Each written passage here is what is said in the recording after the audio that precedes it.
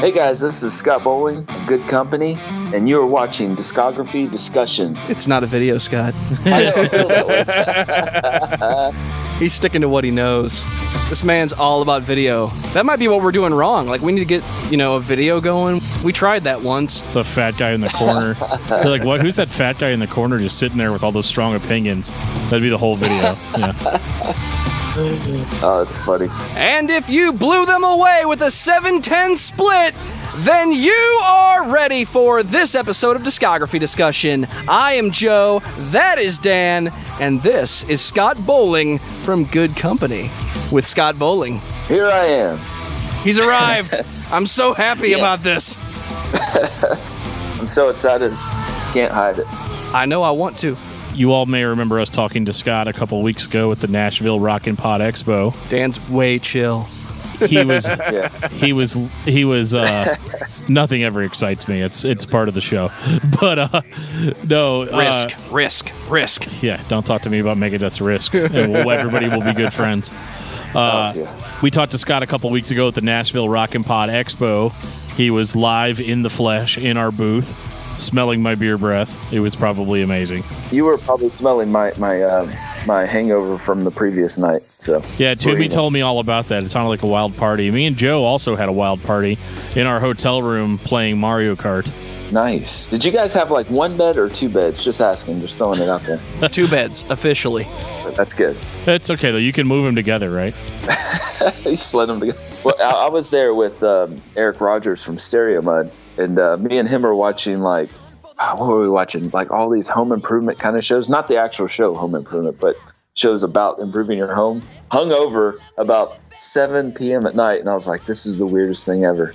I'm sharing a room with Eric Rogers of Stereo Mud, and we're just watching TLC kind of stuff. You're watching Rehab Your House. Oh yes, dude, totally. We were both like, man, you ready to go to bed? I'm ready to go to bed. I'm pretty. It was pretty lame, but it was fun. Well, tonight our band that we're talking about is the band Bride, who still is a seminal Christian metal band. They go pretty far back, but Scott is the super fan in the room. So Scott, tell us about Bride. So Bride, I have an older brother who is 5 years older than me. And so he started listening to Bride, when he was about, 15, 16. I was 10 or 11. And Bride was the actual first rock band I ever saw live.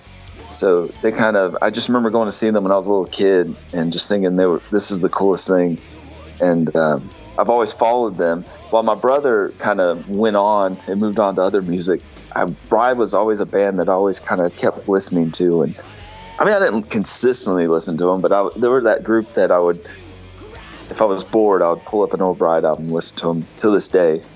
So I love them. I haven't followed every single album they've done, but definitely their older stuff like Kinetic Faith and Snakes. It's just real nostalgic kind of band for me. So when you saw them live, they still had the hair. They still had the hair, and I think when I saw them, Dale, his solo band, Speaking to the Machine, was opening for him. And I think I still have a T-shirt from that show. Isn't that so weird when somebody has they take their side band out as the opening act for their main band? It's like you get an entire night at Dale Thompson, whether you want it or not. Yes. Yeah, that's true. Reminds me of that time I saw Jade Meridian in concert, but we're not allowed to talk about that anymore. Right. I don't know how to follow that. Well, before Dan figures out how to follow that, I'm going to take this time to say thank you to everyone for listening to the podcast. Thank you for listening and for subscribing. If you are not a subscriber, you can find everything Discography Discussion at discussmetal.com. We are on Google Play, iTunes, Stitcher, TuneIn Radio, so if you have an Amazon Echo or Google Home, you have no excuse. Ask it to play the latest episode of Discography Discussion podcast, and it will. We're also on Facebook and on Twitter at Discuss Metal. Be sure to like, favorite, and subscribe. It really helps us out. It lets us know you're listening. And now Dan is going to tell you all about 5-star reviews. We love 5-star reviews here on Discography Discussion. We don't just like them because they make us feel good, even though they do. Definitely do. Absolutely do. But another reason is because our world is overrun by robots. Did you know that, Joe? Our world's overrun by robots? This sentence is false. Well, nobody in this room's head exploded, so we should be fine. Okay, well, algorithms, more accurately. Facebook uses algorithms, iTunes uses algorithms, and what these algorithms do is they recommend things to you constantly, day in and day out. But they only recommend things that are highly rated. The only way for other people like you who already listen to this podcast to hear about our podcast is if you go on and leave us a rating. Leave us a 5-star rating if you love our podcast. If you don't love it, let us know. Give us whatever kind of review you think we deserve.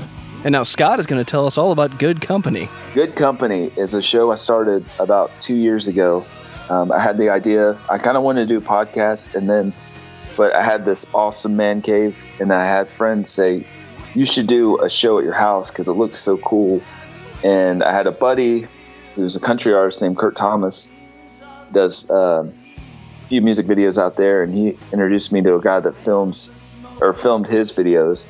So I used him. I really didn't know what I was doing. The first couple episodes were really embarrassing.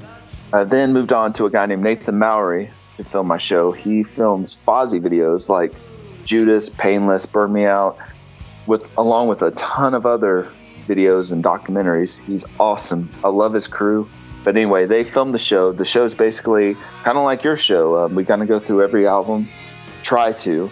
You'll see in new episodes I have out with Kevin Max and Mark Lee of Third Day that doing every album is challenging, and sometimes you forget albums, and sometimes the artist points out that you forgot about the album. It's kind of awkward sometimes. That's fun. I was kind of wanting to know if that happens to you guys, because Kevin Max of DC Talk, he was like, hey, stop. You forgot this album. There's no props. And then he starts telling me, I give your show a 4 out of 5 because you forgot one of the props. Ouch. For us, it's only happened when we've had another guest that's a super fan. That happened during Meshuggah, didn't it, Dan? Well, no, that was because I was tired and likely drunk. And we were, the band still had 2 albums to go, and I was all like, all right, let's move on. I was all like, yeah, which one is, I was like, so what are you guys' final thoughts on Meshuggah? And they're like, dude, there's 2 albums left. And I was like, yeah, that's right. Well, I guess I'm going to go get another beer, and that's got to be awkward. I mean, in our case, most of the time, with very limited exception, we're usually not discussing the actual artist that we're talking to. We're not usually discussing their discography. Our whole angle is typically, let's get somebody on from a band that we like to talk about a band that they like. That's a good idea. I like that. I got a new episode coming out in a couple of weeks with it hasn't happened yet, but it's Jose Mangan from SiriusXM, and Rich Ward and me, and we're gonna go talk about 90s metal, and we each picked out 3 albums, and we're gonna talk about each record and what it meant to us. So I'm trying to kind of change it up like that. So that's very I like cool. how you guys are doing about talking about other music. That's really cool. Yeah, it's kind of one of those weird things for interviews, especially. People will typically want to do like a 15, if you go through a publicist or something, they'll want you to do like a 15 or 30 minute interview, and that's just typically not our format. But usually whenever we talk to the actual musicians that we want to talk to, like we get a hold of them directly, they're always all about it. Like to have the opportunity to just sit down like 3 dudes in a bar and talk about a band that they like, they almost always jump at it. Yes, that's I was going to ask you. I mean, that's the frustrating part for me is that, and maybe you can help me, is reaching out to people. It's like some guys I can reach out to just Facebook, and then sometimes I have to do like a Google and find their manager and and that's such a hassle. Like it's so much easier when you just talk to them directly. Yeah, absolutely. Yeah, so I don't know if you have any advice for that. Well, not at this exact moment. That's still something we struggle with because it's not, there's always a wall of management that you have to go through for certain artists because these people have to be guarded because all kinds of weirdos would just be emailing them and texting them or calling them all the time. So like I understand that. I understand why they have those kind of walls built up. So it's been rough. I mean, I usually just try to get a hold of them however I can. Like at one point I even contacted a guest via their work email. Oh wow. Yeah, like I found out like where they worked. It sounds creepy, but it wasn't. That is super creepy. And it's not though. There was links to their businth like on their public profiles. Oh, that's good. Yeah, so it wasn't anything like that. Like called them. Hey, it's Dan. From that show. Yeah. Can I tell you a quick story, real quick? This is kind of out there. Doesn't have anything to do with that, but absolutely talking about being creepy. It's real short. Okay, yeah, go for it. usually I meet the artists when they come to my house. I go upstairs and I try to make it a point to meet them and, shake their hand and talk to them, whatever, before they come downstairs, anything like that. Right. So I keep saying Kevin Max because I just interviewed him 2 days ago. So I go upstairs and I know he's about to get here. My wife drives a white SUV. Kevin Max pulls up in a white SUV. I think it's my wife. So I start waving to her and acting kind of silly. Hey, I'm about to start. Like, kind of give, like, I don't know. It's hard to explain, give goofiness. Yeah. And then as he's getting closer, I'm like, that's not my wife. That's Kevin from BC Talk. And then I kind of slowly put my arm down. I'm like, hey, what's up, man? What's up? And he rolls the window halfway down, not even all the way down, just halfway down. And I was like, dude, I'm so sorry. I thought you were my wife. What's up, man? Can we redo this? I'm Scott. So, you're like, hey, how's it going? Now come down to my basement. Yeah. Yeah, come down to my basement. That's hilarious. That's pretty funny. We've never had anybody come live. Like, the concept of that scares me to death. Like, one time we had one time we had a guest that was like, how about I just drive up to you guys? And I'm like, I mean, Skype's a thing. It's an app on your phone, like. But dude, listen, you gotta I would be freaked out too, but you gotta put it in perspective. Like, it is like, it's almost like a party. So if an artist is coming, like if I was coming to my house at a certain time, I'll have people come over, crew setting up a couple hours before, have a few drinks, hang out, and it's like just a cool. It's like you set the atmosphere up, Right. So it feels really cool when they get here. It's not. You kind of kill the nerves by the time they get there. I don't know. That's what I experienced so far. No, that's cool. I think it's just getting past the hump of like these are just people, and I guess a lot of the times it's easier for me when I'm talking to them on the phone or on Skype to just like, it's not like they're not real people, but for some reason the nervousness doesn't exist for me when it's done through a connection like this, which is something people complain about a lot. People always say like, oh, people are losing their actual personal connections because we're doing everything digitally. But in my case, it actually staves off the nervousness quite a bit. I mean, we've talked to people, like just talking to members of my favorite bands and stuff has been really, like, it's cool. But it's like when I talk to them on Skype, I don't get that weird adrenaline rush. Like, oh my God, I can't believe that actually happened. It's not until like Joe edits the episode and posts it that I'm like, holy shit, I just talked to, Scott from Zayo, or, But and another thing that's weird is that when I have guests that come on the show, I cannot, I have to zone out. I have to take all that out because I can't think, oh man, Brian Welch from Korn is coming over in 5 minutes, because that'll psych me. Like, I just can't think like that. And it kind of, I wish I could, but I just can't psych myself out like that. So I almost had to ignore all that. And then when they leave, I can go, oh man, that really just happened. But right. It's this weird thing, man. So before the interview, I'm just like, I can't build it up like that at all. Like, I just got to not think about it at all. I don't know if that makes sense. No, it totally does. I am going to steer things a little bit back on track here just because I don't want to. Sure. I don't know how much time you have. I've got all night. Like I said, my wife. I got all night too. Yeah, my wife and kids are out of town, so I could just do whatever. But anyway, that's sweet. You said you saw Bride whenever you were younger. Yes. What your first live show, right? Yes, I saw them. I think probably Kinetic Faith, Snakes in the Playground era, around there. So were those the first Bride albums? Like, did you buy an album at the show, or no? My brother was big into like Christian, like 80s and whatever was going on Christian wise. He was big into Bride.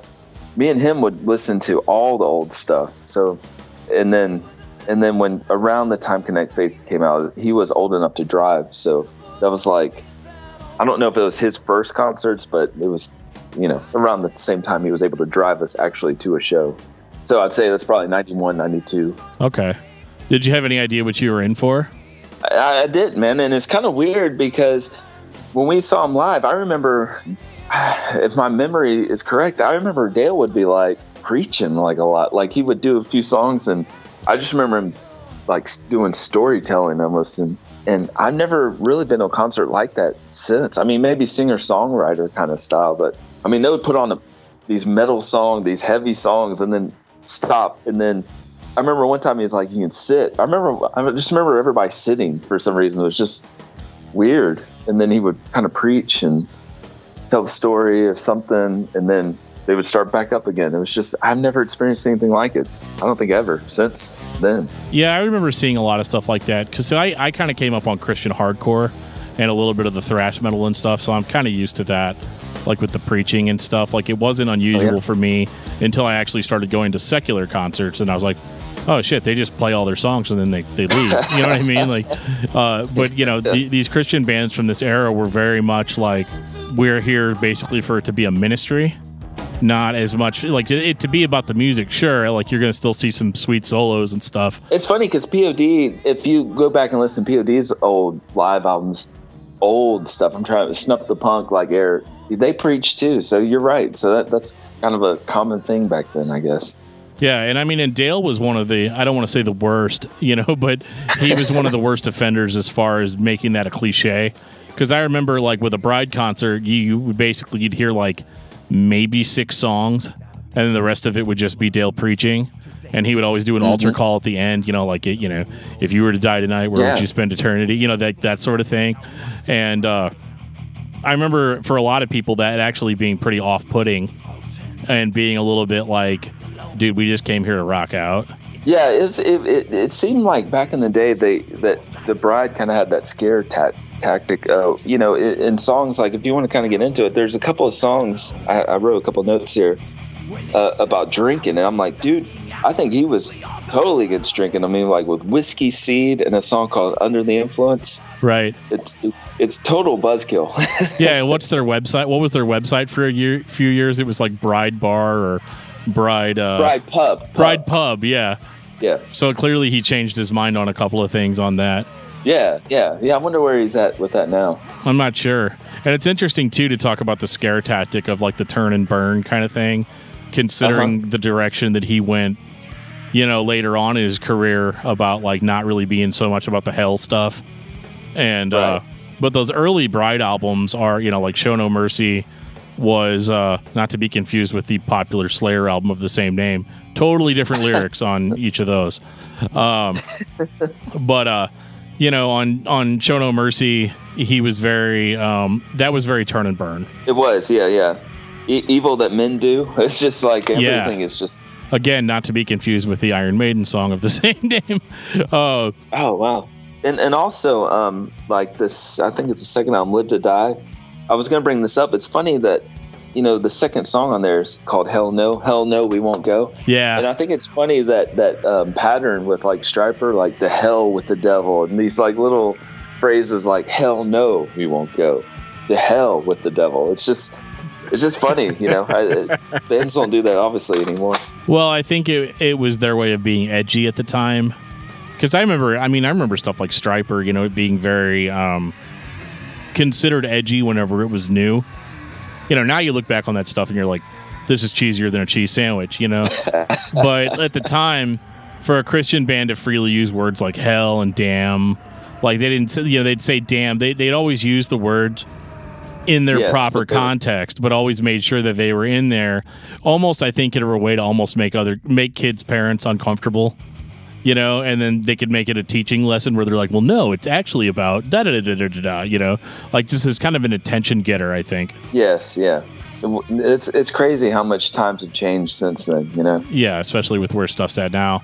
I mean, it's weird now, like now you hear Christian bands just say fuck and stuff, like you're like, wait, what? You know? Yeah, like Bad Christian. Bad Christian has a podcast where I guess it's a Christian podcast, but, you know, they talk freely.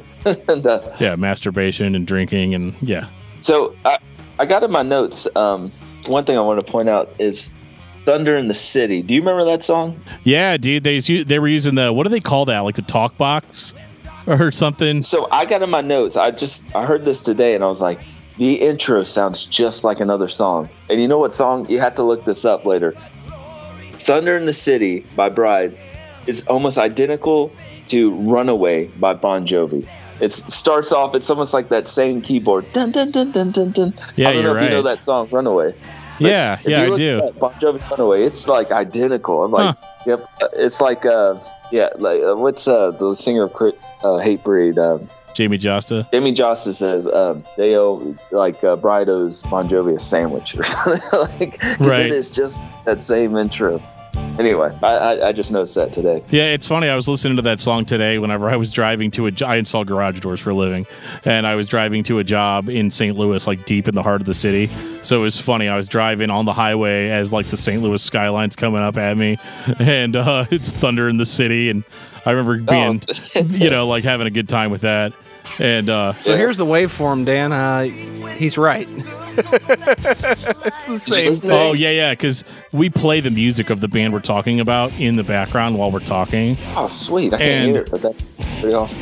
Joe actually just pulled up the Bon Jovi song and the Bride song, and we're looking at the waveform, and it's the same.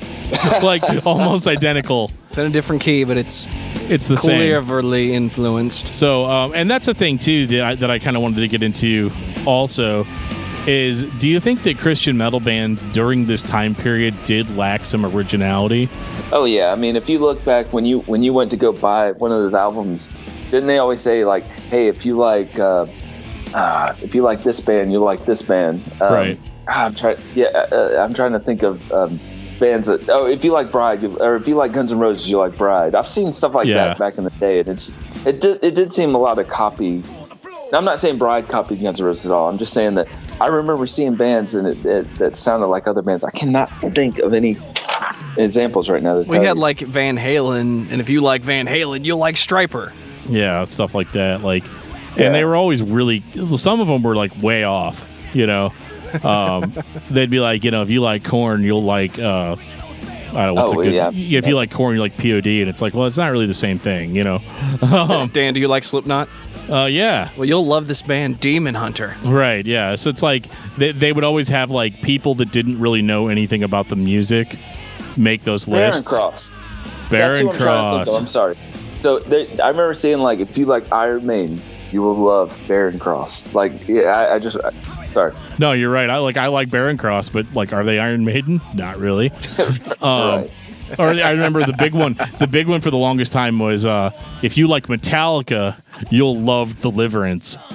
And it's just like, and it's funny because like they're making these albums in the 90s, like so like they're making these charts in the 90s. So like if your favorite album by Metallica is the Black Album, that doesn't sound anything like what Deliverance was doing, Yeah, like who makes these rules? Like who makes these judgments? Probably somebody that doesn't get paid very much and works at a church, Yeah, what's funny is, I'll say this real quick, I interviewed Sonny from POD, and he was talking about how when Limp Bizkit came out, somebody was saying, they sound a lot like Limp Bizkit, referring to POD, and he was like, dude, we came out in 92.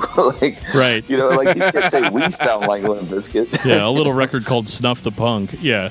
It's funny. And like, going back to Bride, I think that hurt bands like Bride in the late 80s and early 90s, because I think Bride had some really cool stuff going on, on Show No Mercy, because like they were the guitar work on that record is bar none fantastic. Like the solos and stuff are so in the pocket.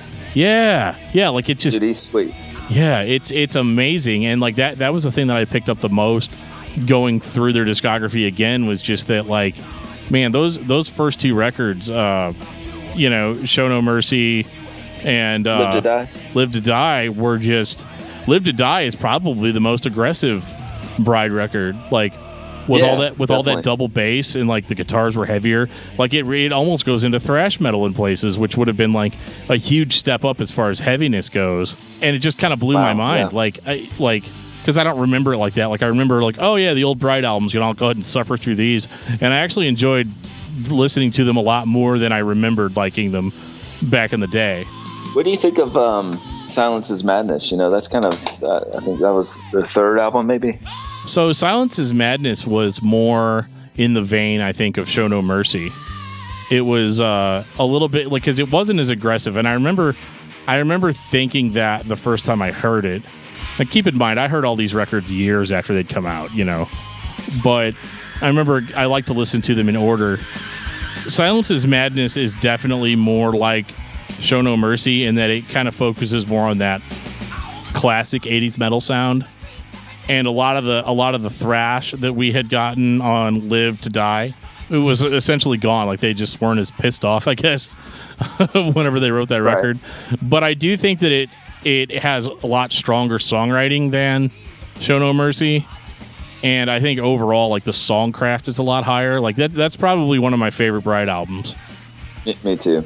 And if you notice, like, it seems like Silence is Madness is kind of, they start steering in that direction, not as heavy, and kind of going to the Kinetic Faith, and you can kind of see them evolve. That's kind of how I feel like how Metallica did. Each record kind of evolved, and the songwriting, that's just how I feel about that. I think Silence is Madness has some great stuff. I'm trying to look at it right now. Under the Influence. Do you remember that song?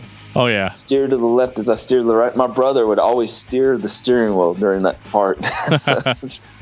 I really liked No More Nightmares. Like, that song was killer. Oh, yeah, that's a great song. Hot Down South was awesome. So, Hot Down South, do you remember the...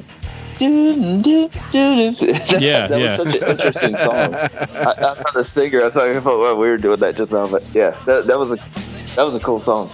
Yeah, like this record probably had the best songs, like the most memorable songs on it.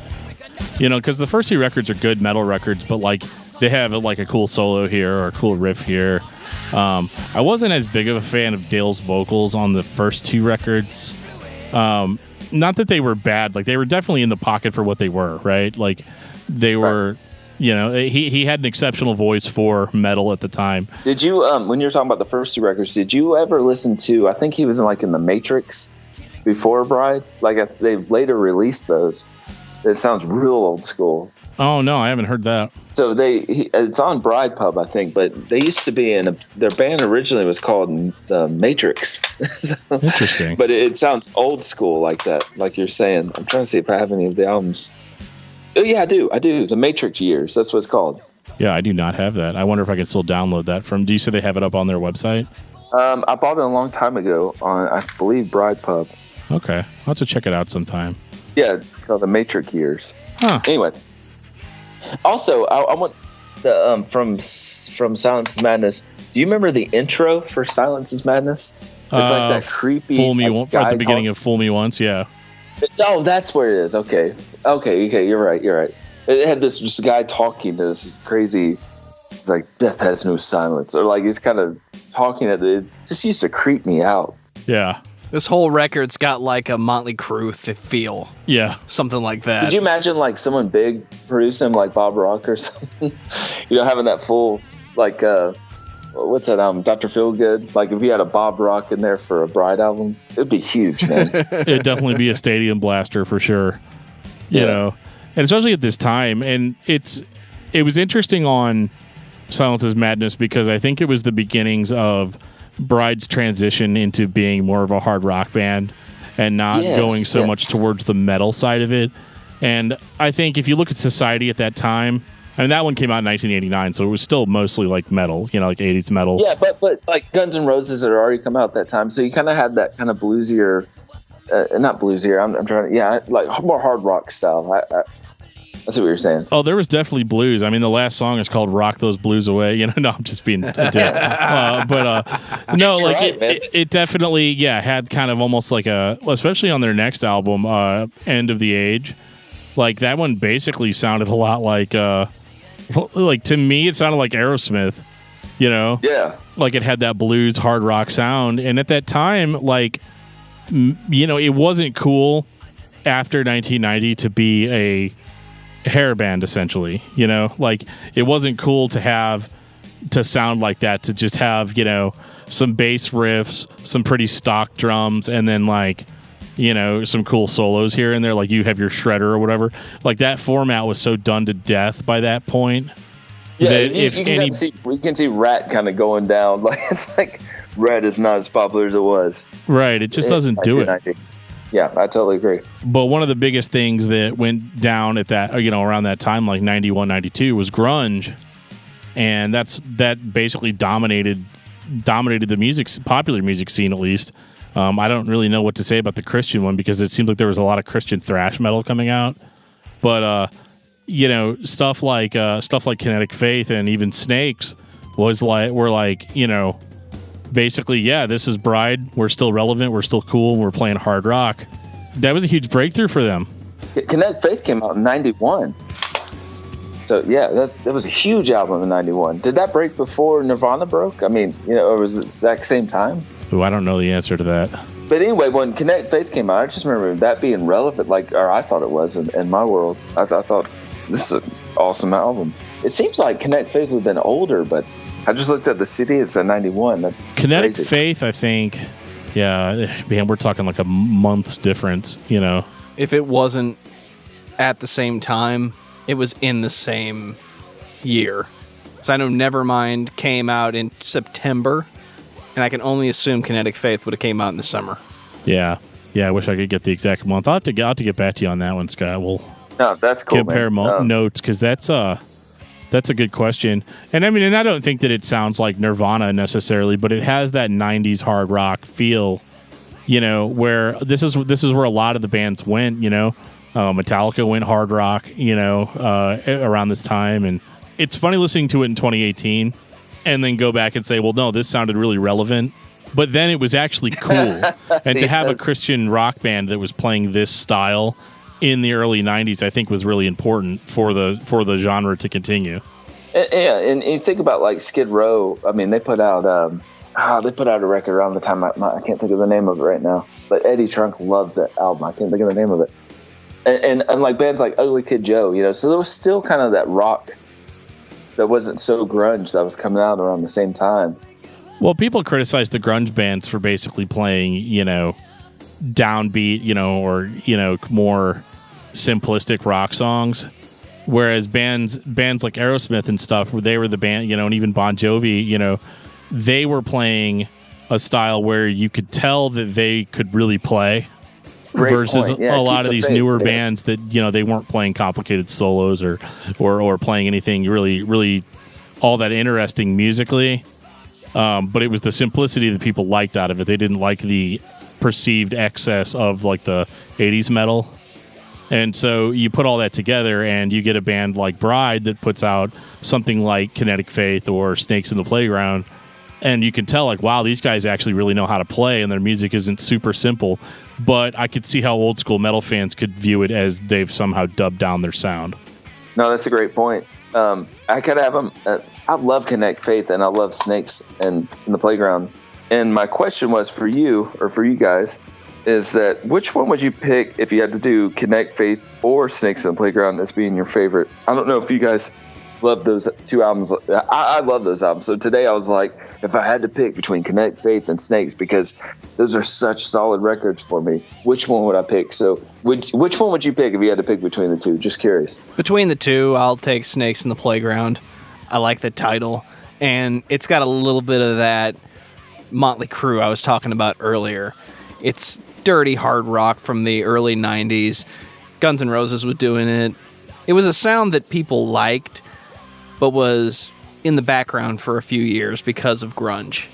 Yeah, it's great. I mean, the songs are just, it's probably one of my favorite records by them too, man. But Kinetic Faith is, I mean, if you go and just listen to them back, Kinetic Faith and Snakes, it just seems like one album to me. I mean, they're really good songs on both albums, but yeah, Snakes is definitely a classic though. I'm undecided. I'm going to go with Snakes as well because, it was one of the first Bride albums that I'd ever heard, so there's a certain nostalgia that I associate with it.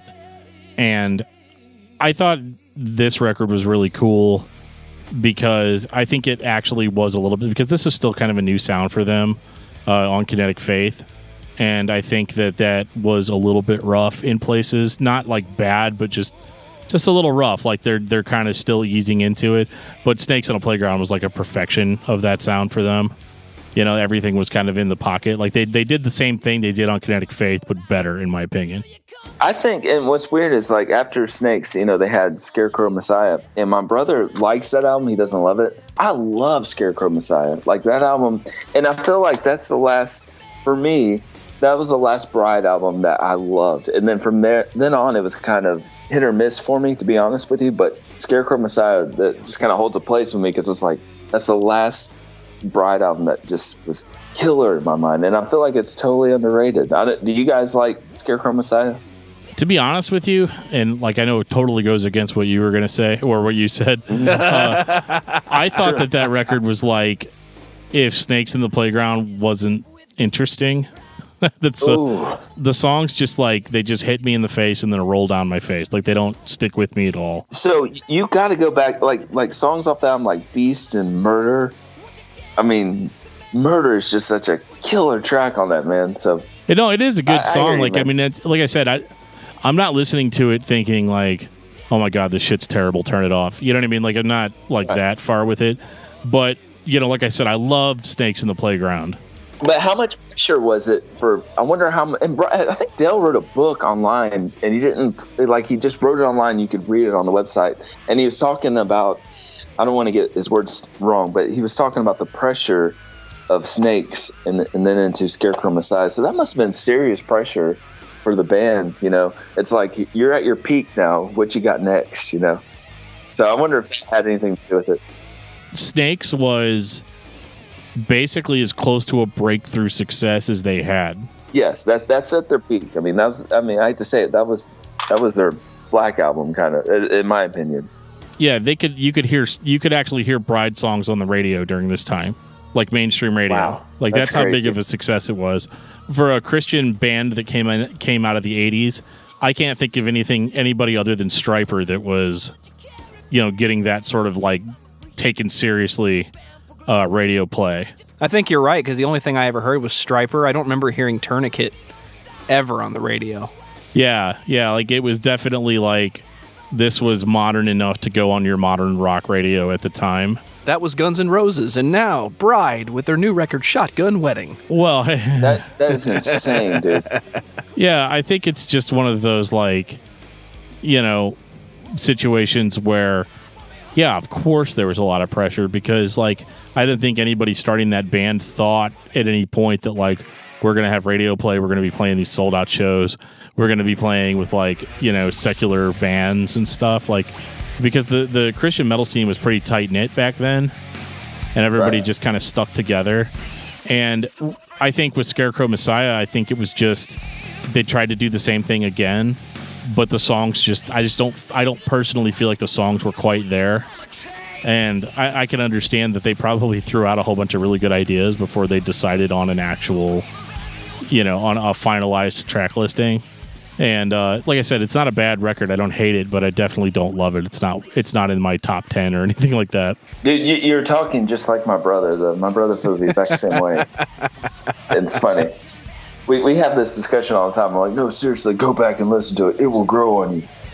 So, but what's funny is that after Scarecrow Messiah was the time where Dale kind of started. I remember he started singing for Stryper, and he did like a show or something. Was that after Scarecrow Messiah? Do you remember? I mean, it was around 92. Well, Scarecrow Messiah was 94. Oh, so that was before then, right? Yeah, I guess it would have to have been sometime between Snakes and Scarecrow. Yes, because his book, he wrote a book online, and I read it, and it said that, the 92 in LA when they had the riots, I think that was in 92, he said that he was with Stryper going over songs and stuff around the same time. So that's kind of interesting, right? So that's after Snakes in the Playground. I could have this totally wrong, but I'm just assuming after Snakes, he did a show with Stryper. I guess so. That didn't work out. Then they did Scarecrow. Right. Yeah, they did Scarecrow, and then it gets a little weird with. There was an album. Drop. Yeah, Drop was the next one. Yeah, that's not on Spotify either. It's so weird. Yeah, there's a lot of albums in Bride's discography that you can't just find. Like we were complaining about that this week. That like some of them we just couldn't find. Like I ended up having to pull them up on YouTube. Yeah, and listen to that. And that's you kind of just have to sit there and listen to it all the way through.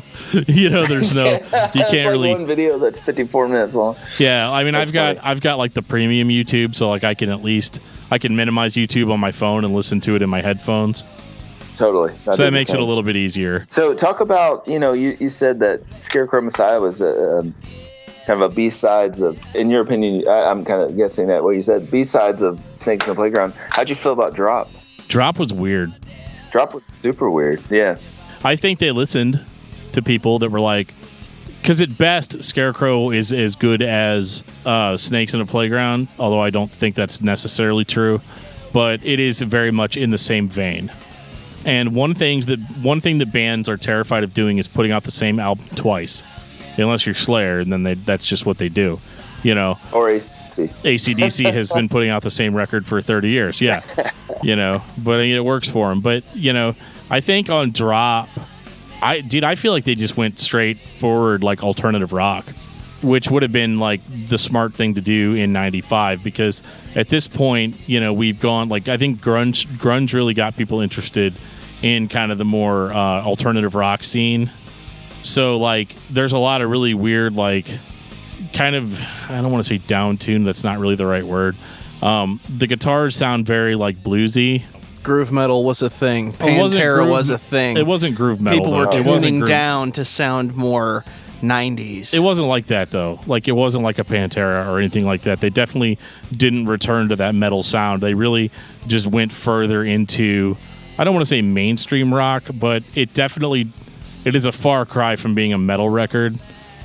And I would still maybe throw the hard rock label on it, but it is very different. It's much more experimental than anything they've done before. So let me ask you a question real fast. So you have, during that era, you have bands like Metallica doing Load and Reload. You have Megadeth doing, what did they do, Risk? It's like, and then you have Bride doing Drop. It's like all these bands are just kind of throwing out whatever's going to stick. And it seems like Metallica, it's stuck, right, with Load and Reload. Yeah. It stuck a little more than it did for everybody else, because... Yeah, exactly. So why didn't it... So it didn't work for Megadeth, and obviously Bride, did it work? I don't think it worked, you know? I don't know. No, it's not my favorite by a long shot by them. Oh, yeah. I would say the difference between the two or the three, however you want to look at it, Metallica, for their ups and downs, are actually some of the best songwriters in modern music, popular music, and heavy music. They kind of made it work. Right. So they use songwriters then, right? Is that what you're saying? No, I'm saying they are. Oh, they are. Okay, yeah. They've always contributed riffs, and then the end of the day, it's James and Lars putting the songs together. That's what they mainly have done through their career. And we've got all these defining metal songs. Load and Reload, Revisionist History, I think it was Behind the Music on VH1, where they said this was the first time we let everybody just kind of hang out and play together. But then you go back and you watch the studio videos and you realize that's not really the case. A lot of that was Bob Rock, but they were still controlling the songs. They were still arranging. They were still putting a lot of thought into it. So what I'm trying to say is they did something different and they kind of made it work. That shows how good they are. Everybody else did something different and it didn't work. There's a reason why Megadeth went back to making thrash metal. Exactly. And let the country music thing go. Anthrax did something kind of weird, didn't they? Yeah. Euthanasia and all that. Yeah, it was definitely a weird time. I almost wonder too, like, did all these bands have each other on like group text or something? Like, like everybody was like, we're gonna go for a hard rock sound or a more blues alternative sound. That's funny you said that, because I heard some interview that Lars Ulrich told Dave Mustaine, you should name the album Risk, or not, maybe you should, he's kind of coaching Dave about doing a different album. I've heard that in some interviews. That's kind of fun. That just reminded me when you said that, like they're kind of coaching each other, you know? Yeah, it makes you wonder. I mean, obviously I don't think Bride's talking to Metallica, but like it's definitely one of those it's definitely one of those weird things that everybody just decided to collectively go in the same direction at the same time, and sometimes that happens organically.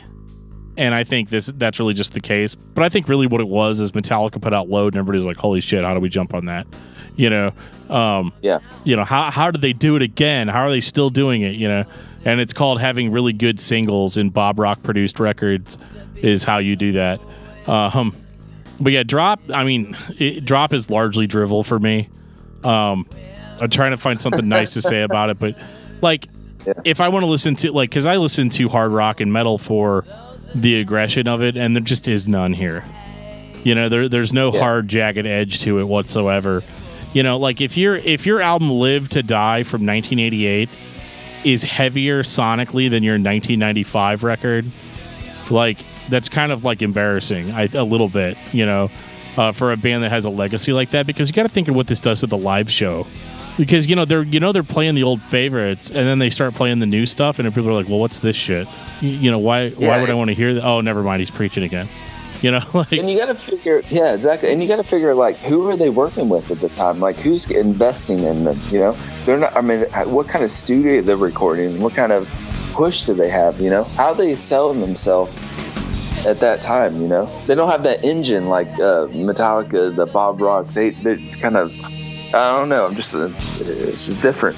I'm trying to see who produced them at the time. Yeah, I can't tell. I don't want to say anybody notable, and I think that's the problem. Is you have to look at reality. And in 1995, Bride is still a Christian rock band, which is still something that people aren't going to take that seriously. You know, and even the Christian metal scene had evolved quite a bit.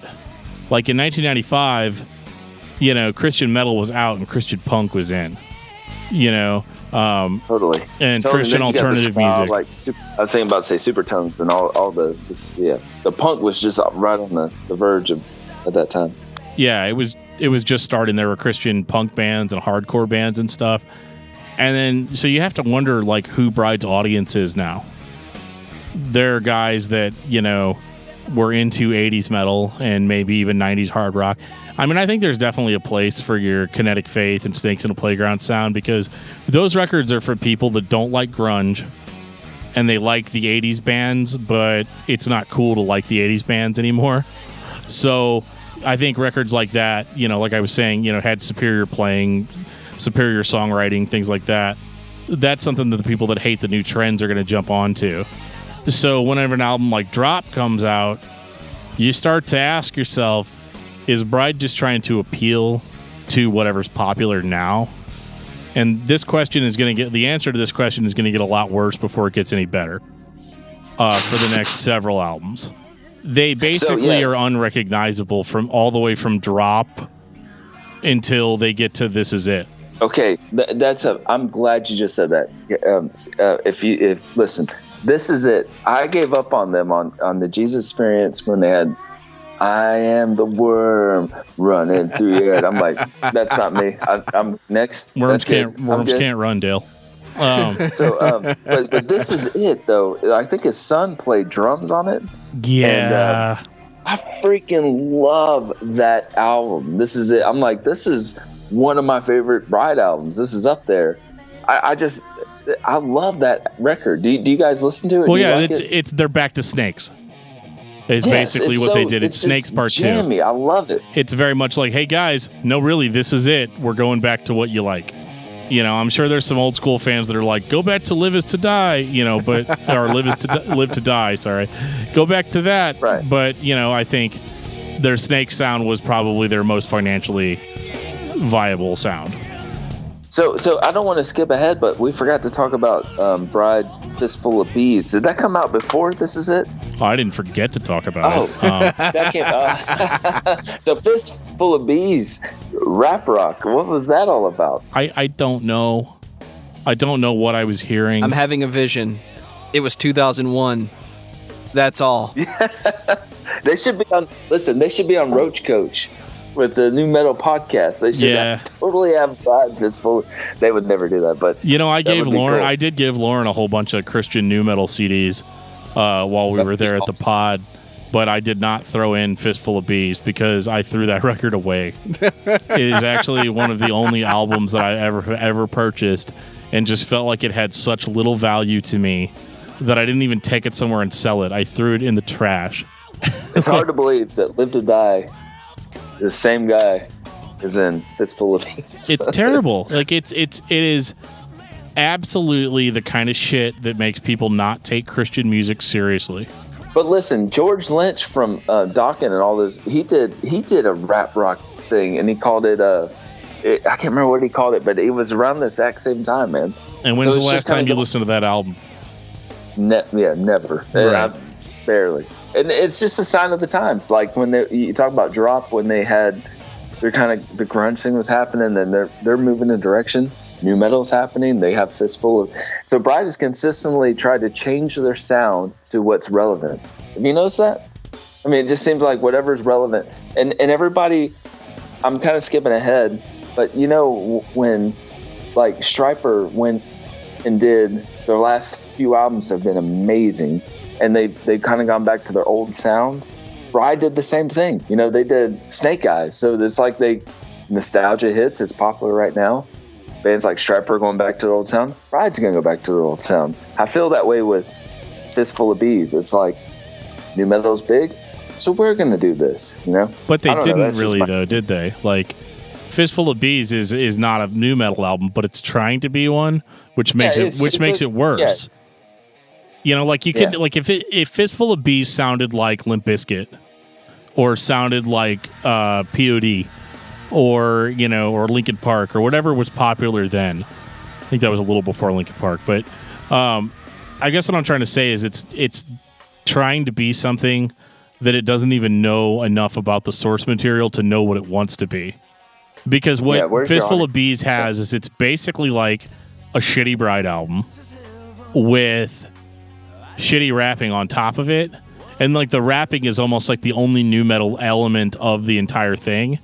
So, like, kids that are into rap rock are not gonna like Fistful of Bees. Like, the only way you could do it right is if you had an album that actually had like down-tuned guitars, no solos, but like they're still playing those like weird alternative bluesy riffs that they think people like. They don't like them. It just doesn't sound good. It has no punch. It has no relevancy.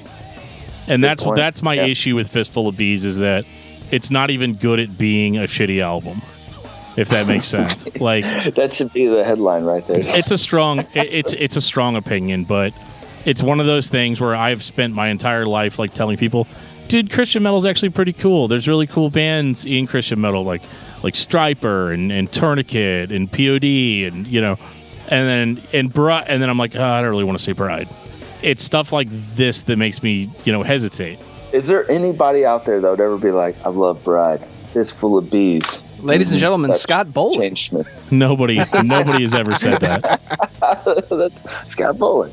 Well, and like Buddy, sent me a text earlier today. He's like, I just listened to Fistful of Bees. I don't know what the fuck I just heard. And I'm like, well, changed my life. Fair enough. I'm a music lover now. Best album ever, said no one ever. Goosebumps, said nobody ever. But like, I think Bride realized it too, though, right? Because This Is It drops 2 years later, and they're like, okay, guys, we're going to cut the bullshit. This is it. This is a real Bride album. Did anybody in the band say, we should do another rap rock record, the Fistful of Bees 2, It's whatever guy is covered in bruises, in the next band photo, It's the guy that they literally beat with sticks, That's fine. Well, and there's so many different people that have been in Bride. I mean, I think Dale's like the only constant, really. Oh, Troy. Dale and Troy, right? Dale and Troy, yeah.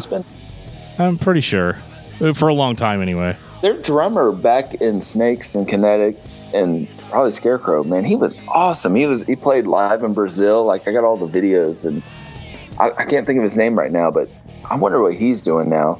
But I just always remember seeing their drummer back in the day. He was really good. Well, it's weird, too, because the drums on Live to Die are the best Bride drums. Because it's all double bass. It's not all double bass, but like, it's a huge step up from Show No Mercy. And then even Silence is Madness, it's not really present as much. Like, that was just one aggressive Bride record. And they never returned to that sound. I think maybe they just didn't like it. It left a bad taste in their mouth or something. I'm not sure. And I think that's a good example, like, of how Bride has always kind of just followed the times. I mean, in 1980, I guess it was 1988, I guess, that they put out Show No Mercy. Sometime around there. And then This Is It comes out, also in the 80s. So, like, it's cool to do 80s metal. And then I think they got heavier on This Is It because thrash metal was starting to become a thing. Or not This Is It, I'm sorry. on Live to Die, thrash metal's becoming a thing, you know? And then, you know, suddenly Silence is Madness is kind of still in the same style of those records. And then alternative rock becomes popular. They kind of go more alternative rock. It's a sign. It's like Kiss doing when they say they did disco. It's just a sign of the times, right? Right. They've been consistently like that. The only damage that it does, and I promise I didn't bring you on here just to talk shit on Bride, but like I didn't. No, I understand. You know, I think it's just one of those things. I've spent my life, you know, like I said, telling people, Christian music's actually pretty cool. I've listened to it, you know, my whole life, and you know, there's a lot of bands that have a lot of real value. But one of the biggest criticisms is that they always say Christian bands are always trying to sound like secular bands. And the sad thing about Bride is that's kind of true. Until like their most recent, like 3 albums, where you can take their latest 3 releases and say, this is Bride, this is the Bride sound, because the Snakes on a Playground in the Playground sound was original to that band. And their new material reflects that. Okay, so like if you look at and I'll quit talking about Stryper, but if you look at Stryper was weird in the 90s too. I wasn't a fan of Stryper in the 90s. Against the Law was good, but Stryper in the 90s had their issues too. It was weird. I didn't know any of the Stryper albums in the 90s, but then they came back and did like their old school sound, and it's awesome, you know? I feel like Bride is kind of right there too, you know? It's like they kind of go back when they do their older style, it gets popular. Like This Is It was great, you know? Snake Eyes kind of gone back to their style. I don't know. I constantly compare the two. Yeah, it's just a return to their most original sound and probably their most financially viable sound, which is what you have to focus on sometimes more than trends. I think it's easy to look at a trend and say, we got to get in on that because that's going to be the most financially viable. And that type of thinking is how you end up with a record like Fistful of Bees. You know, that's how you get there. And the passion's there. It's like, is the passion still there, or is it just we got kids now, we have a family, we need to keep this thing going, and you know what I mean? It's different when you're younger. It's just I don't know. I think it's different the older you get. Well, and I think it's also the music was always a ministry, so I think there was a focus on we want to bring Jesus to the kids. How do we do that? Well, we got to play the kind of music that the kids like. So in the 80s, it's metal. You know, in the 90s, it's hard rock and grunge.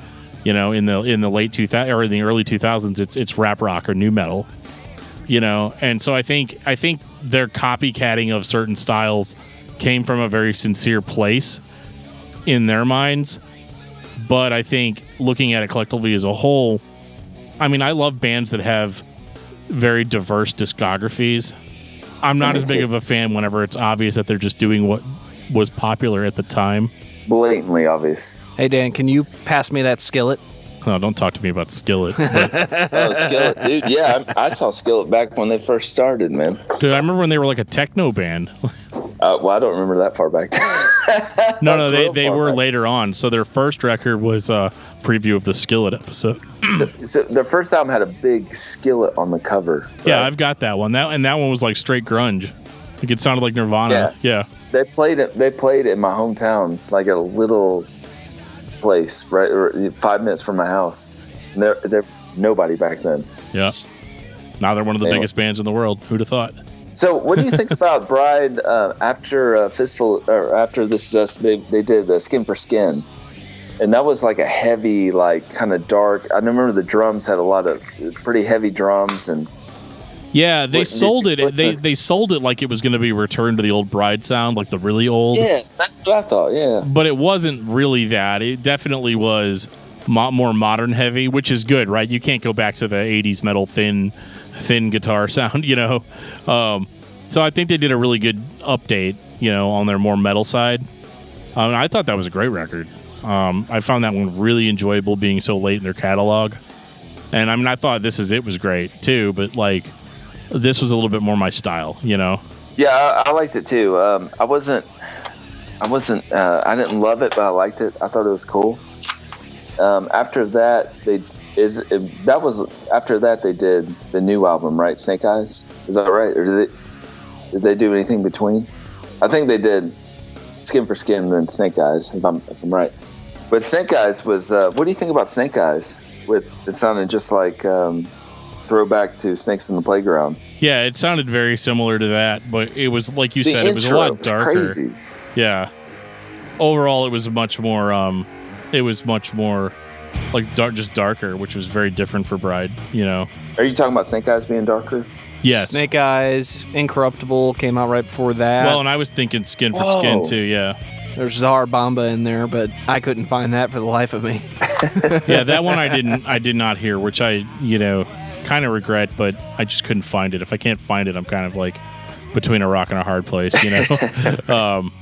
Yeah, I was glad for Skin when it came out, because I was like, okay, this is cool. I like this. It got me back into. I remember when the album came out, I started listening to old Bride again, and it was like, oh yeah, Bride was actually kind of cool back in the day. So that's what Skin did to me. Yeah, it did. It actually kind of revitalized the band for me a little bit, because I was like, okay, Bride's around. They're still cool. And then I listened to, all their stuff again, and I was like, okay, well, some of it's cool. But I mean, you could say that about any band. But to answer your question, we had Czar, Bomba, and Incorruptible between Skin for Skin and Snake Eyes. Yeah, you see, I don't even know anything about it. I don't even have the albums. So, they were independently released, and here's the weird turn. Because a lot of people that were Bride fans back in the day don't even know that Bride's still a band. And I think part of that is because they've kind of had the Christian music scene has kind of more or less turned their back on them. Because Dale has some controversial beliefs on a few topics, which I won't get into too strongly. Yeah. But basically, he has a fundamental difference in belief about the existence of hell, and I'm heavily paraphrasing all of this. And if Dale's listening, reach out. We'll talk. We're down to do the interview. We're down to do the interview. So, he can come on here and just tell us all the stuff we got wrong tonight. If he's on your show, can you just please let me be on there? I won't even talk. I'll just hang out, just listen. We'll make it happen. You scratch our back, we scratch yours, yeah. Scott. Yeah, we'll make it happen. If you have him on your show, then we come down to Atlanta and sit in the back and just drink beer. It's true. I've asked him to be on the show several. I've actually stalked him a little bit. So you're saying there's a chance? It's anyway, sorry. There's a very, very small chance that I would ever do your show. So you're telling me there's a chance? Got it. You're telling me there's a chance? Love it. But yeah, so you were telling me that you have kind of an interesting history with Dale. Is there anything?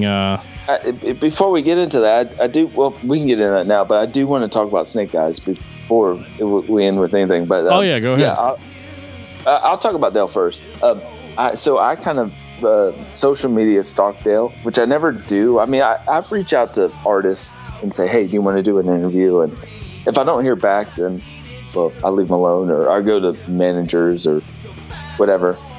So a couple of late nights, I would reach out to Dale, not hear nothing, a couple of times. And then finally, he replied. I don't know exactly what he said, but it was to the extent of, yeah, that would actually be cool. I think he thought my show was a podcast, and I had to explain to him, it's not a podcast. You actually have to come to Georgia. And he said, oh, that sounds good. I like that. And I don't know word for word what he said, but then he followed it with, but I live in New Zealand or something, just somewhere far away. And then that kind of ended it. I was like, well, okay. It was a good talk. Guess you're not going to be on. Dale Thompson, ladies and gentlemen. Yeah. Yeah, Dale Thompson. Yeah, thank you. You could do the TED Talks thing where you just put him on a screen and you sit next to the screen and talk to it. Dude, I would do that. Seriously. It's something personal for me. I'm like, you're the first one I saw live. That was a rock band. Gotta have you on the show. But yeah, I would totally love to have him on the show. If he ever wants to do, if he's ever listening to this, I would love to have Dale Thompson on the show. It'd be great. And on that note, Snake Eyes. So, what do you guys think about Snake Eyes? Where was this in 2001? I was about to say it seems like you were saying, Daniel, about Scarecrow being the kind of like a bad, I don't know how you said it, but something about Snakes in the Playground and Scarecrow being less a B-sides version of Scarecrow. I mean of Snakes. Yeah, it was the same sound. It was in the same vein, but the songs weren't as good. What I'm saying is Snake Eyes, I think, sounds like Oh, this is brutal. I like Snake Eyes, but I feel like it's Snakes on the Playground's better. I just feel like it's maybe it's a classic album. I mean, you can't compare a new album to a classic album like that. Like really, and not come away disappointed. Not from an enjoyability standpoint. But if you're talking about like I like this sound and I want to hear this same sound but with new songs, I think you're fine with something like Snake Eyes. With Snake Eyes, like, even the intro is like the exact same intro as Snakes on the Playground. They updated it a little bit, but it's definitely a callback to Snakes on in the Playground. But like, I've never heard of a band doing that before. I've never seen a band that says like Deftones is one of my favorite bands. White Pony was one of their biggest albums. I would never expect Deftones to say, "Hey, we're going to make White Tiger" or something that sounds just like White Pony. I've never heard of a band doing that before. Have you? Is there any band that's said, "Hey, this is like Rust in Peace is our best album, so we're going to do Rust in whatever"? That's strange to me. I've never heard of anything like that before. Well, depending on how you look at it, Mortification did that. Did they? I can't say it or Dan will punch Scribe me. of the Pentateuch and Scrolls of the Megaloth, except for the Scribe album sucks and the Scrolls album is awesome if you're into death metal. Yeah, I mean, I've seen other bands do it, but not in such an obvious way. Oh, most obvious example ever, Meatloaf. Right. How many Bat Out of Hells are there, Meatloaf? No. Currently, there's 3. Good talking to you. That would be cooler if I did Snakes Out Playground 2. that would have been cool. The Snakes are back. All right, well, I think it's a callback. I think other bands have done it. Still here. I think other bands have done it. Like Tourniquet did it for a while because another band that had kind of a weird 90s phase, I mean, they were always in the 90s, but like they had like mid-90s, late 90s, they did some weird stuff. And, they came back and just started playing their old sound again. Now, it wasn't like we're trying to make a record that sounds just like that are named after our old record, not a direct callback. I mean, that makes sense. I mean, like Stryper did that too. I mean, they went back to their old sound. That's what people wanted. I get that. You didn't see I don't know. I mean, Stryper did their own thing.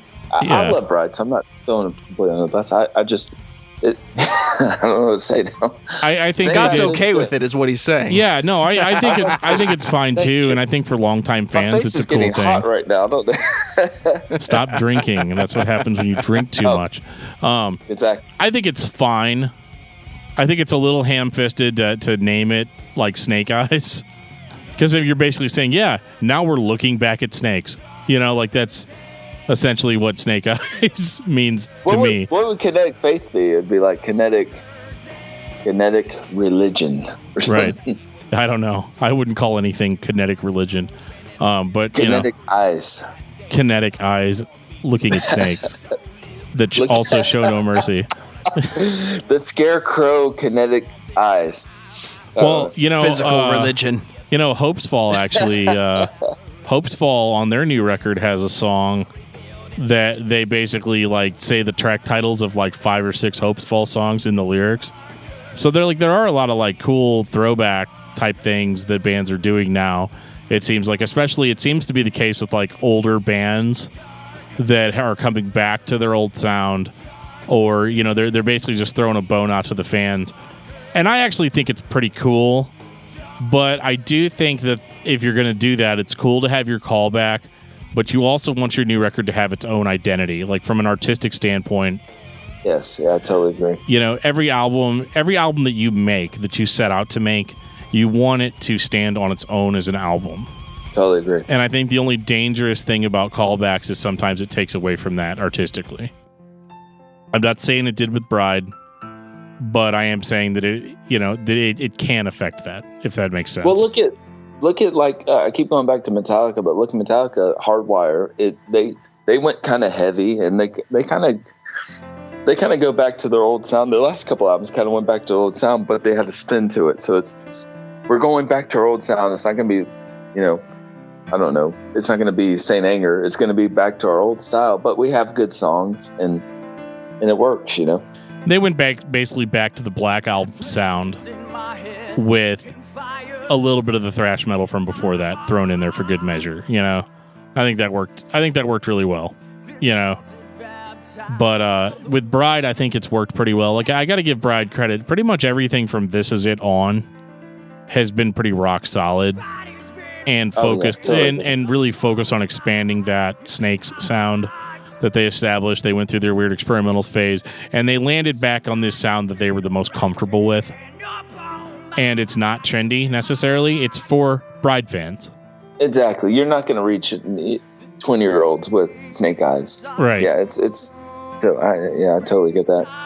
But I mean, they had some ups and some downs, but something that we also say on this show a lot is that just because I don't like a Fistful of Bees doesn't invalidate, Live to Die or Silence's Madness or Kinetic Faith or Snakes in the Playground. Those albums still exist and they're still great. You can't replace a great album with a shitty one and then hate the band. I mean, you can if you're an idiot. Yes. But dude, I totally agree with what you're saying. Yeah, because it's like, as a fan, you should, like Eddie Trunk says this, but you should be able to not like certain albums that your favorite band puts out. That's a normal thing. You shouldn't be like, I love this band, so every album I'm going to love because I love this band. I think with Bride, it's very much the same thing. And I think the good, for the most part, outweighs the bad. Because, I mean, you've got, let's see, 1, 2, 3, 4, 5, 6 if you count Scarecrow. You've got 6 albums, and then you add 4. You've got almost 10 albums of really good material. And then you've only got like 3 or 4 that are kind of shitty. I think as far as a lot of bands that have this many albums go, it's pretty good. Do you ever think they should do like a reunion show, like Stryper did The Hell with the Devil from start to finish? That would be cool if they did like Snakes from start to finish or Kinetic Faith. That would be cool. The only thing I wonder is like who would show up at that concert. I kind of feel like Bride is kind of the band that's always kind of given the shaft as far as like what's been accepted with Christian music. I agree, but you know what? Prayer Chain is a band I love. My brother and I love. 90s. They came around same time around Pearl Jam. But what they did was they did a whole like Kickstarter thing saying, "Hey, we're gonna play a show, one show only kind of thing in Nashville." I think they played a couple of shows. But so all their fans just kind of they gave them plenty of notice. Hey, we're going to do this one show or these 2 shows. So be there if you can. And my brother and I went to Nashville, and it was sold out, just packed full of fans. And the whole time I'm thinking, this would never happen if they just played a normal club. But everyone's here, one spot. I wonder if Bride would do that, Let's say Bride would say, we're going to do 5 shows. We're going to do here, I think this is an era where that's going to occur. You've got enough people that are in their 40s, early 50s at the latest, and late 30s that were listening to these bands since they were kids. And the bands are still young enough that even if they're not playing together, you could pull that show together and at least pack the room. I'm thinking of Korn playing Follow the Leader in its entirety a few weeks ago, or a few days ago, whenever that happened. I saw when they did the first album from start to finish. It was amazing. And as a fan, that's awesome. It's fun to go see that record that you never thought you'd get to see in its entirety. And they played a smaller show, too, when they did that, too, which was really cool. That's also a band that I never got to see. I never got to see Korn just play self-titled. I got to see them do Family Values, and they open with Freak on a Leash, and followed that with Twist. Figure that out. The point is, for a fan, that's the greatest thing you could possibly do. Hey, Zayo, play Liberate in its entirety. That was for Dan. They won't do it. So, dude, I think anybody could pull it off. The internet has kind of proven that. Yes, with Pledge and Kickstarter. I got a funny story about when you said the Korn thing. What was it on Twist? I interviewed Brian, and he said that he had a playlist of all, like, just a random playlist he was doing. It was like all these Christian songs, and he was really feeling it. And then all of a sudden they had Twist. He said it was just thrown into another Christian song, and he's like, "Oh, feel the Spirit." Yeah. Nappa rappa tappa. He said he started laughing. He's like, "Wow, that was random." The question that I would love to ask one of them, is it true that you all have played Daddy live basically twice at this point? Because I know for a fact they played Daddy at that show. They did it, and then they stopped. They took it. When I saw them in Atlanta, they didn't play it, so they took it out. Yeah, that's a great question. Because that was always the story. They played it once and they never played it live again. I'm wondering, is that really true? I should have asked Brian. I can ask him. I'll send him an email. That would just be daddy, question mark. How many times? Tell me about daddy. How many times? Don't give any more information than that. Just No just more, that no right less. there. Yeah. I gotta know. Your best friend, Scott. Yeah. That's funny. But to wrap this Bride conversation up, and we don't have to stop talking, Sure. but as far as Bride goes, we always like to get people's final thoughts on the band. Whatever you can sum up how you feel about Bride in a whole, if you can keep it under 2 hours or less. I can probably keep it under 10 seconds or less. Perfect. My feelings about Bride is total. I think about my first time going to a concert. It's like I think about my brother taking me young. I always think of Kinetic Faith, Snakes in the Playground, Scarecrow Messiah, and just that time in life where I didn't work, I didn't do anything. I'm just a kid, and going to these rock shows that meant so much to me. And Bride kind of shaped. I have my own show, Good Company, where I interview artists, and I love music. Bride was that band that I want to say kind of started all that. I didn't have a passion for baseball. I didn't have a passion for sports. But for my older brother taking me to these kind of cool shows, it's like I was like a little kid going, wow, that's cool. I want to play music. And I did. I bought the drums. My parents got me a drum set and music. But Bride was that band that kind of sparked that interest in and I have 2 kids, so I'm kind of like, a couple of years, you guys are going to start going to concerts with me because I want them to experience that, so Bride was that it's a huge compliment to Bride. So if Dale hates me for everything I said, I hope he hears that he was the reason why I have Good Company, basically, because he was, before I could get into Guns N' Roses, Metallica, and all those bands, I was going to these Bride shows, and so Bride did that for me. So that's what I have to say. So I think for Bride, for me, they're a band that has always been interesting to me because of they were kind of a case study in Christian rock, like how it could go. When I was younger, there was kind of this idea that Christian rock basically didn't exist before POD, and because that was they kind of ushered in the more modern era of Christian rock music. But with Bride, for those of us that actually went back, because I started with stuff like POD and ended up going back and checking out all the old stuff. And Bride was one of the first bands I heard. And I still have a cassette version of Show No Mercy. And it's almost all completely worn out now. I listened to it so many times as a kid.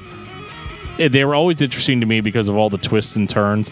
They really are a good measuring stick of all the different trends in music that have basically taken place since 1988 all the way through 2018. There's almost a Bride album to represent every shift in hard rock music during that era, and I think for that's very important.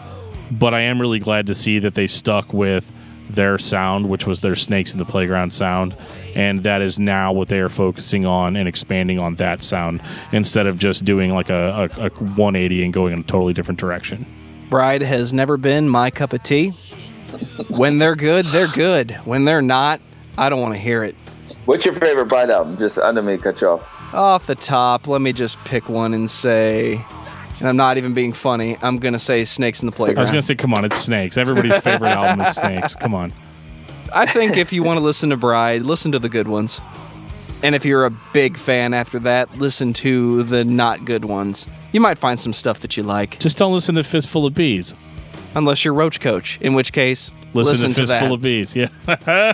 Dude, that's awesome. Hey, what's funny is that I posted that, hey, I'm going to talk about Bride, but so what if the person says, who's Bride, which is a lot of people, they type up Bride and Fistful of Bees is the first thing they see and they click on it. You know what I mean? So it's like, you have to be very listen to Bride, but if you're going to listen to them, listen to this, You're going to have to encourage them to which album to listen to. Well, and that's pretty much the whole point of this podcast. You know, we really try to be almost as historical as we can, which is why we go through the albums kind of in order, you know, because awesome. It's kind of a good primer. And granted, if you think that my opinion sucks, you're probably right.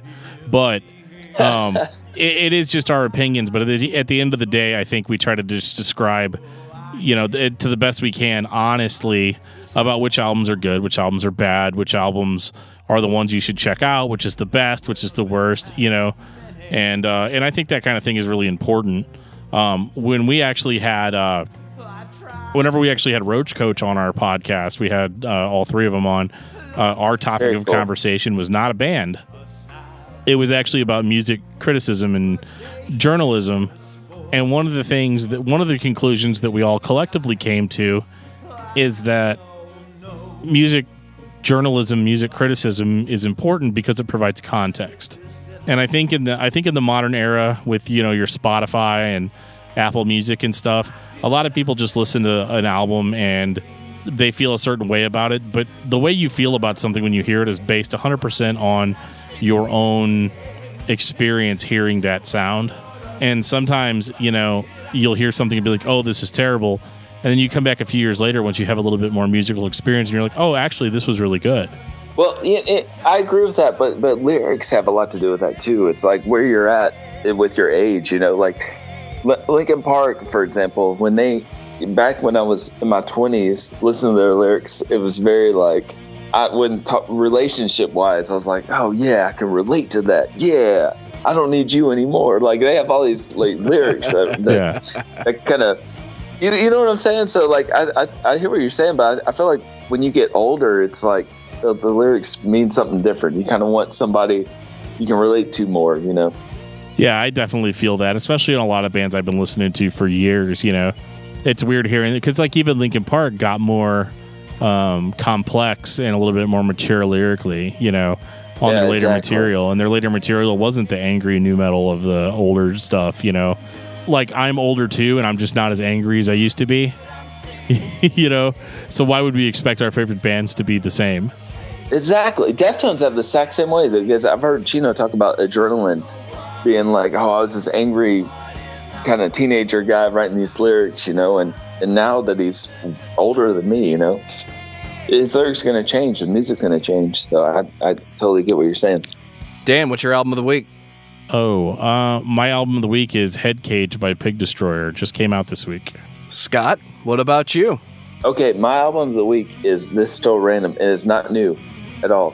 But cool. My album of the week is Beastie Boys' Paul's Boutique. Oh, nice. Every interview I do, Paul's Boutique is like my go-to, like, Paul's Boutique, play it. And it's just, I love that album, start to finish. That is a great album. It's kind of like your pre-interview get pumped up. Exactly. It's like a routine I have. I'm like, if I don't play this album, it's going to be a bad interview. It's going to suck now. Mine is Fistful of Bees. That's my go-to pre. Right. Just kidding. Nice. Jeez, that's going to be rough. So you did one good rap album and one bad one. Yeah. Yeah. That's hilarious. That's funny. Well, I'm not allowed to say the Flash Gordon film soundtrack by Queen, even though I've been spinning that daily. That could totally be your album of the week, dude. There's no shame. I thought we weren't doing soundtracks on here. I told you Return to the Mac. You told me Return to the Mac was okay. I'm like obsessed with that song. Have you ever heard that song, Scott? I love that song. Actually, I have Sirius XM 90s. It's like, and they play that song all the time on there. That's a great song. Fuck it. Flash Gordon. Flash Gordon, man. It's a great album from start to finish. There's no shame in that. Oh, well, who wants to live forever? That's a great idea for a mashup, dude. We need to do Dive by Nirvana mashed up with Flash Gordon. Oh, great song. That'd be cool. Fuck yeah. Scott, where can people find Good Company? So I have a website, scottgoodcompany.com. And also you can find me on Facebook with Good Company with Bowling. And you can find me on Instagram also. And Twitter too. Everybody's on Twitter. That's what they want us to believe, right? Right, but I never go on Twitter though, so it's everybody's on Twitter, but I don't post much on Twitter. How about you guys? Do you guys do Twitter? We do Twitter, Facebook. I think the one thing we don't do right now is Instagram, but does everybody need an Instagram picture of two fat guys sitting in chairs getting ready to record a podcast? I'll like it if you do it. Just for you, Scott. Thank you. And on that note, this has been episode 82 of Discography Discussion. Thank you for listening. You can like us on Facebook and follow us on Twitter at Discuss Metal. Subscribe to our podcast everywhere you listen to podcasts, including Google Play, iTunes, and Stitcher. Visit discussmetal.com for all things discography discussion, and please send questions and comments to danandjoeshow@gmail.com. If you are not a patron, you can become one at patreon.com/discussmetal. We have some sweet perks. Give me your money. Soon to come, Scott Bowling, ASMR, eating a sandwich. Thank you. Yeah, you Can we gotta get charge one of those, $5 for that? Is that cool? No. Sure. Dude, we're doing it. That's been the hard thing for us. Like, we're so weird about putting guest content. Like, I know we're just joking about the sandwich thing, but What it's makes like- you think I'm joking at this point? Okay, well, Dude, you have a great voice, man. Like, hey guys, I need to do that when I intro bands. Hey guys, you are watching Good Company. Like, I need to get that vibe from. Dude, if you give me the copy, I'll record the voiceover for you all day long. I got Rich Warden to do it. If you watch my episode, Oh, yeah. Good Company. Hey, Well, he's way better than me. yeah, you're good on that man. front. You're pretty. You got that loud voice, Dude, I'm that guy that listened to radio guys for years. Like, I love talk radio. My biggest podcast influence is Leo Laporte, because he was the guy that said, podcasting is cool, but this could be radio. And now everybody that's doing it well is basically doing talk radio. Dude, you know what my favorite is when I'm growing up as a kid was Casey Kasem. Do you remember him? I've heard Casey Kasem. Kasem. Yeah. Dude, he knew everything about your favorite artist. Like, this is Casey Kasem. And whatever artist you like, I love Bride. This is Casey Kasem. Bride. Just released Live to Die. And he would talk. I mean, I love that dude. It's time for a long distance dedication. Dear Casey. Yeah, Casey Kasem. Yeah. My wife died last year and she loved this song. Can you play this song? Yeah. It's awesome. Yeah, exactly. Just for you, I'm going to play that song. Oh, For man. you.